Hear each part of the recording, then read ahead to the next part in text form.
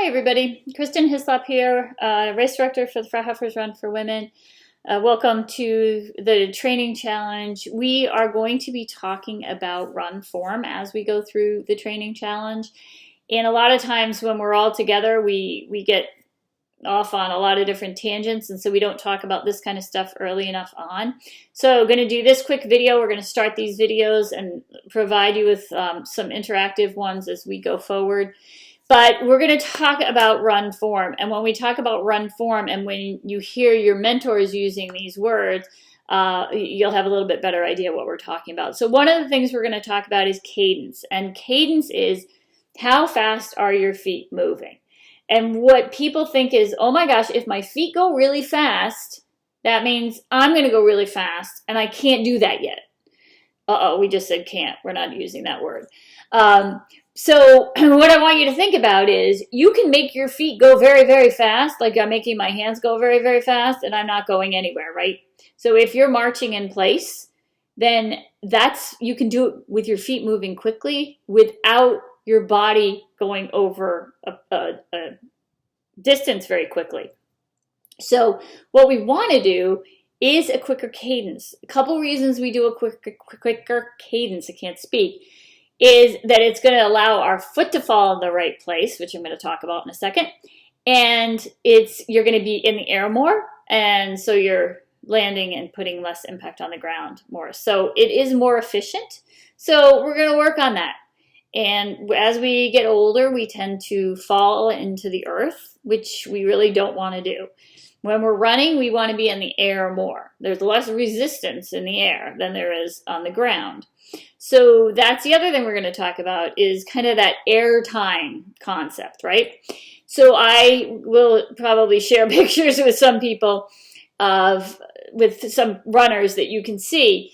If I showed you pictures of my boys running, they're like flying off the ground. They're way off the ground, and they're just in the air for a long period of time. And then it's a hit off the ground, hit off the ground, hit off the ground. That's what I want you all to think about. So you can actually, and I say this all the time, and you'll look at people differently now, is look at people and how they move, and you can get a good idea of how old they are. So when you watch the kids run, even little kids, they're just off the ground. They just come off the ground so nicely, and they're so light, and they move so well. And as we age, or we don't exercise as much, we tend to come down onto the ground, and it's much harder for us to get up off the ground. So we fall into the ground as we're running instead of lifting off of the ground and moving forward that way. So just think of that as you're kind of going out in these initial workouts, and we'll do some drills to cover this, but if you can start putting that in your head that we want a little bit quicker cadence, so faster feet, doesn't necessarily mean you're covering the ground faster, but your feet are just moving a little bit quicker. So if you put a song like Blinding Lights, that's my new favorite one that I think has a great cadence, and you try and stay on that beat, that's about 180. You're not going to move right to that, but if you can think about that's where you want to be, and you work towards that. If you think about getting a little bit lighter, then you are going to have better form. The other thing I want you to think about is if you get up right now, and I won't do it because my head will go right out of the frame, but if you get up right now and march in place, so go ahead, get up, march in place, and feel where your feet are landing. So when you're marching and you're just going up and down, your feet are landing, and you're probably landing right around here on your foot. So right around that midfoot area, and get that feel into your head. So the reason that we kind of would like to be there for most people, it's not to say that there aren't people that are heel strikers that will never get injured and are very, very fast and feel fantastic doing it.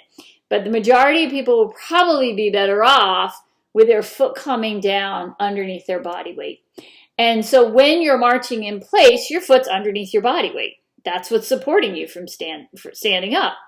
So that's where we want to be. We really don't want to be throwing our foot out in front, because if I throw my foot out in front, it's going to act as a brake instead of throwing my foot and having it come down under me and then going forward.